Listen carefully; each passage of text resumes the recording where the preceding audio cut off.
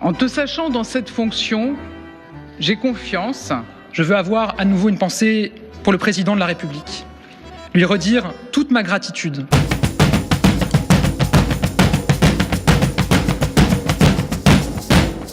C'est donc Gabriel Attal qui remplace Elisabeth Borne, la dernière cartouche d'une Macronie exsangue. Contre l'avis d'Édouard Philippe, François Bayrou, Gérald Darmanin, Bruno Le Maire et même Alexis Kohler, le secrétaire général de l'Élysée, Emmanuel Macron a finalement imposé son clone, avec l'espoir de réaliser ainsi un bon coup politique. Le chef de l'État fait le pari que l'engouement médiatique et sondagier autour de son protégé relancera un quinquennat déjà essoufflé. Contesté, chahuté, Emmanuel Macron cherche à retrouver la ferveur de 2017. Mais si Gabriel Attal atteint des records de popularité, c'est parce qu'il est d'une plasticité idéologique inconnue à ce niveau de responsabilité. Ce n'est plus du pragmatisme, c'est du vide.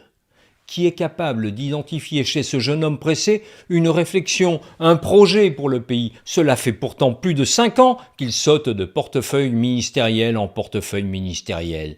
Matignon, ce n'est pas la Star Academy. À ce jour, son seul fait d'armes est l'interdiction de l'abaya. À vaincre sans péril, on triomphe sans gloire. Et ce geste ne fait pas un programme, ni même un tempérament. Gabriel Attal a été le plus jeune ministre de la Ve République.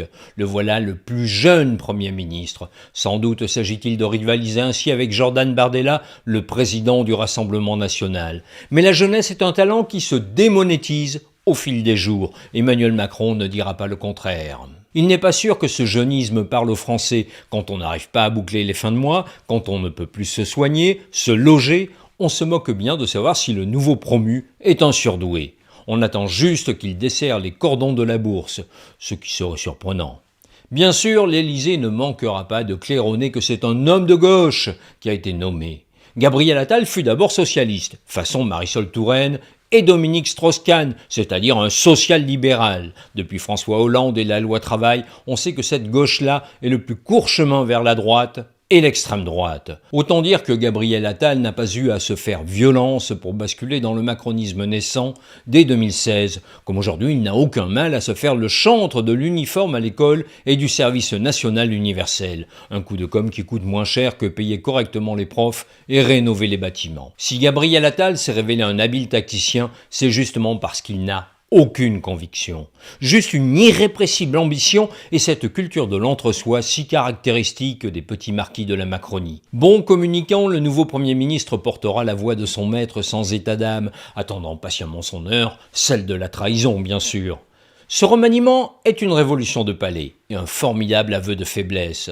Emmanuel Macron est dans une situation de fragilité telle qu'il a préféré écarter les poids lourds susceptibles de lui faire de l'ombre, comme Bruno Le Maire ou même Gérald Darmanin.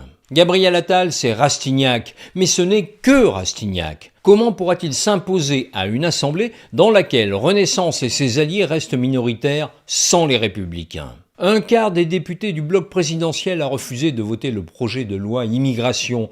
Peut-on croire que l'allant du nouveau Premier ministre suffira à juguler cette fronde larvée ? Elisabeth Borne a échoué non pas parce qu'elle était dépourvue de talent, mais parce que l'arithmétique électorale l'a condamnée à l'impuissance. À l'évidence, Emmanuel Macron persiste dans son déni du réel. La capacité de sa doublure à s'exprimer sans note ne changera rien au rapport de force. La politique, ce n'est pas que de la cosmétique. Quoi qu'il tente, le président de la République ne fera pas l'économie d'une dissolution de l'Assemblée nationale. D'ici là, le 49.3 façon Attal aura eu la même saveur que le 49.3 à la sauce Borne, celle de la brutalisation des parlementaires et de l'autoritarisme.